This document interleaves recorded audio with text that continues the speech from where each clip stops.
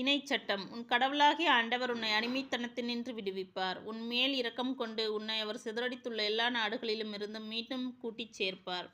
நீ வானத்தின் கடை எல்லை வரை துரத்தப்பட்டிருந்தாலும் உன் கடவுளாகிய ஆண்டவர் அங்கிருந்து உன்னை கூட்டிச் சேர்ப்பார். ஆண்டவர் அங்கிருந்து உன்னை அழைத்து கொண்டு வருவார்.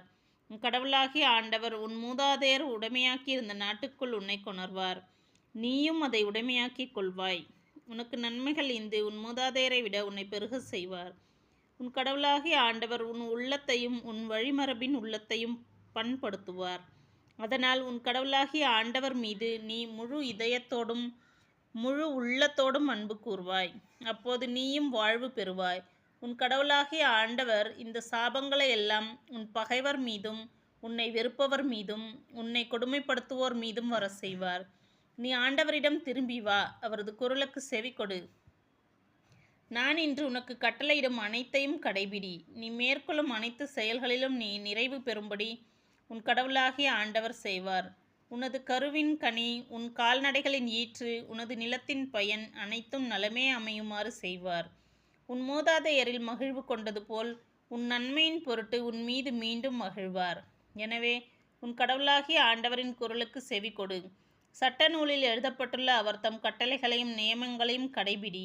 உன் முழு இதயத்தோடும் முழு உள்ளத்தோடும் உன் கடவுளாகிய ஆண்டவரிடம் திரும்பு. ஏனெனில் இன்று நான் உனக்கு கட்டளையிடும் இந்த கட்டளைகள் உனக்கு புரியாதது இல்லை, உன்னிடமிருந்து வெகு தொலையிலும் இல்லை.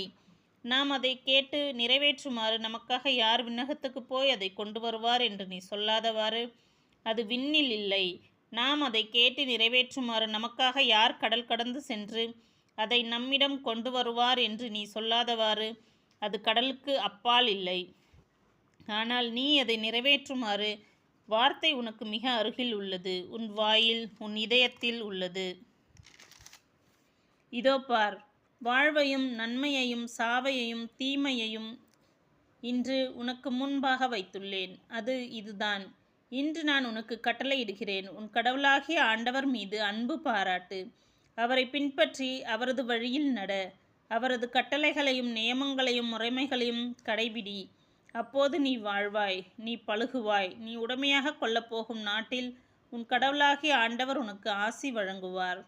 ஆனால் உனது உள்ளம் விலகிச் சென்று நீ செவிகொடாமல் கெட்டலைந்து வேறு தெய்வங்களை வணங்கி அவற்றுக்கு பணிவிடை புரிந்தால் இன்று நான் உனக்கு அறிக்கையிட்டு கூறுகின்றேன், நீ நிச்சயம் அழிந்து போவாய். நீ உரிமையாக்கி கொள்ளுமாறு யோர்தானை கடந்து சென்றடையும் பூமியில் உன் வாழ்நாள் நீடித்திருக்காது. உன்மேல் இன்று நான் விண்ணையும் மண்ணையும் சான்றாக அழைத்து வாழ்வையும் சாவையும் ஆசியையும்